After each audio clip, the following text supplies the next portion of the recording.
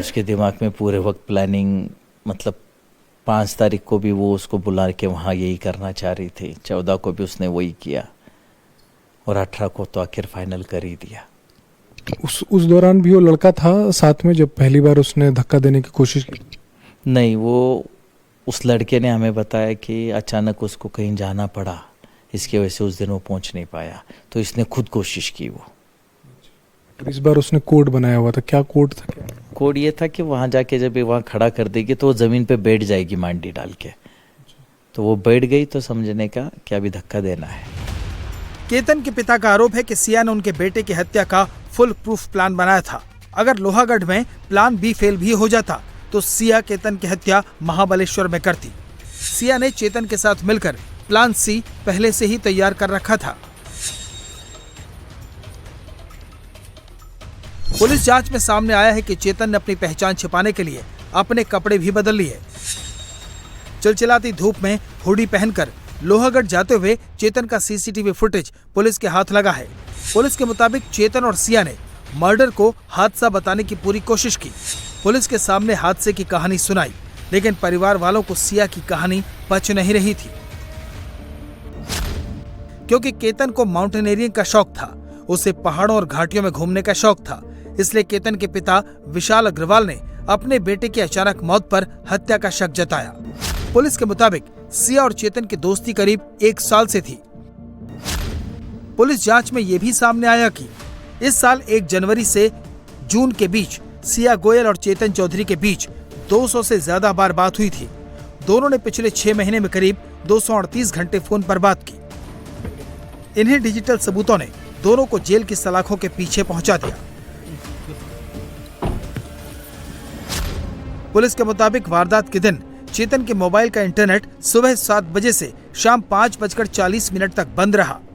Location tracking से बचने के लिए चेतन अपना मोबाइल फोन दुकान पर छोड़कर चला गया और अपने कर्मचारी का फोन लेकर लोहागढ़ पहुंचा था।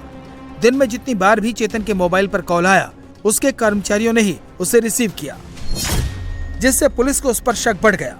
पुलिस के मुताबिक केतन और सिया जून के पहले हफ्ते में प्री वेडिंग शूट के लिए इंडोनेशिया के बाली जाने वाले थे, लेकिन यात्रा से ठीक पहले केतन का पासपोर्ट गायब हो गया, जिसके चलते पूरा प्लान रद्द करना पड़ा।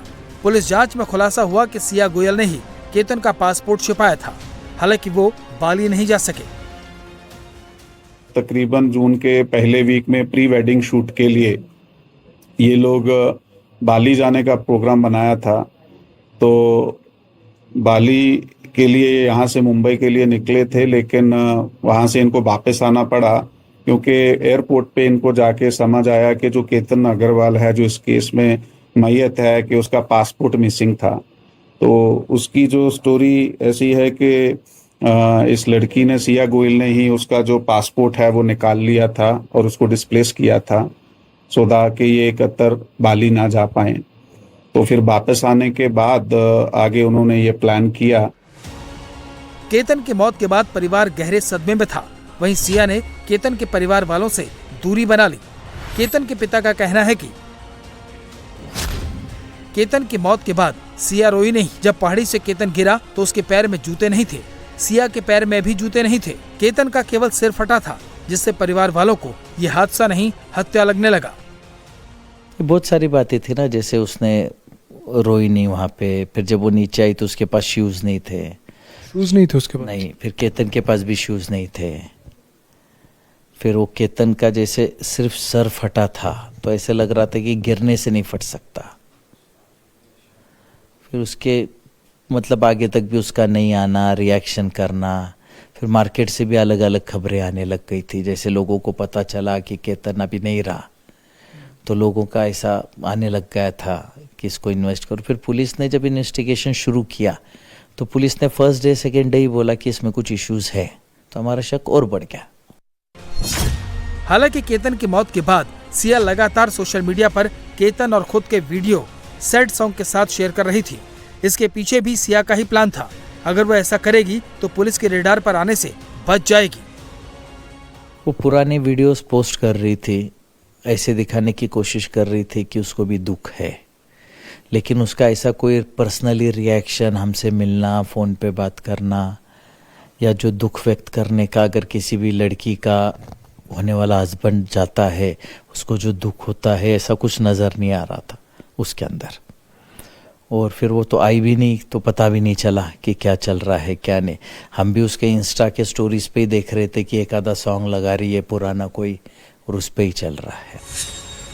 लेकिन तमाम कोशिशों और प्लानिंग के बाद भी दोनों कानून से बच नहीं सके। पुलिस अब इस मर्डर की पूरी कड़ी जोड़ने की तैयारी कर रही है। पुलिस फॉरेंसिक साक्ष्य जुटाने और ये पता लगाने में जुटी है कि साजिश में कहीं कोई और भी शामिल था या नहीं।